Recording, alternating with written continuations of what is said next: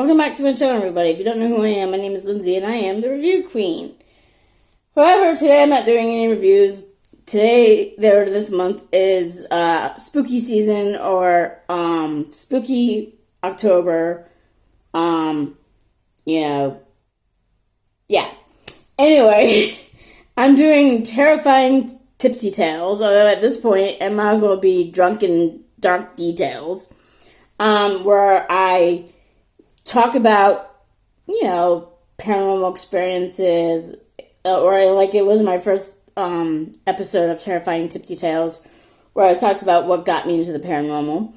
The second episode of Terrifying Tipsy Tales was when I talked about visions that have come true.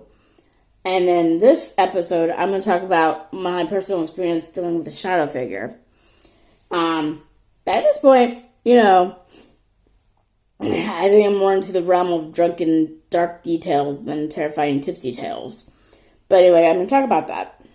So, when we lived in the last house, and the last house had fairly more activity than this house did, or this house does.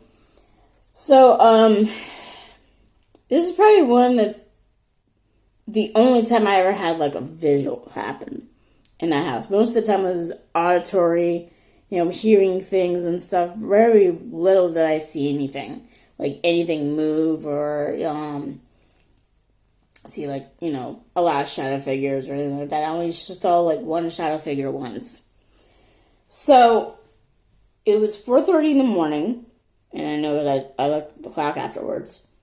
And I know my husband, and at the time he was my significant other, but I'm just going to say husband because that's what he is to me now.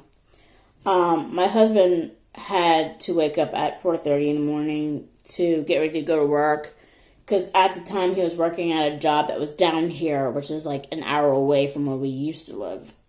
And that's one of the reasons why we moved here, is to be closer to that job. And so I know he was getting up early, and I know he was going to say goodbye to me before he went to work. So when I woke up around 4:30 in the morning, there was this shadow leaning over me in bed, and I thought it was my husband at first. So I go reach up to hug him, only to realize that the shadow was too tall to be my husband. Keep in mind, my husband is 5'4". I don't know what that is in centimeters off the top of my head, unfortunately. And so I thought, oh, this is someone breaking in. So I went from doing this to doing this, punching at it. Except my hand goes through nothing.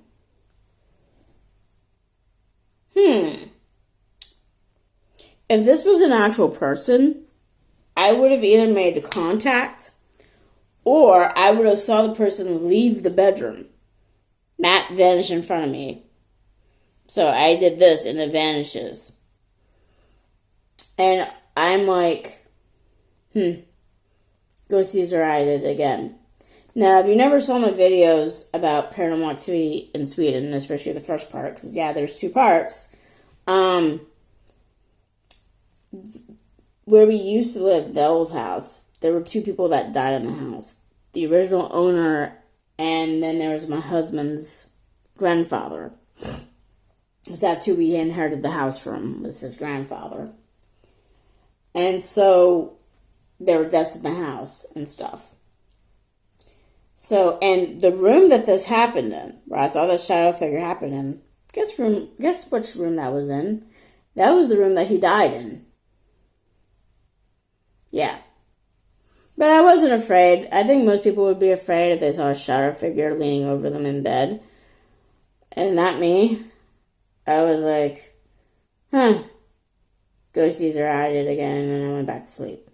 So that's my experience of dealing with a shadow person.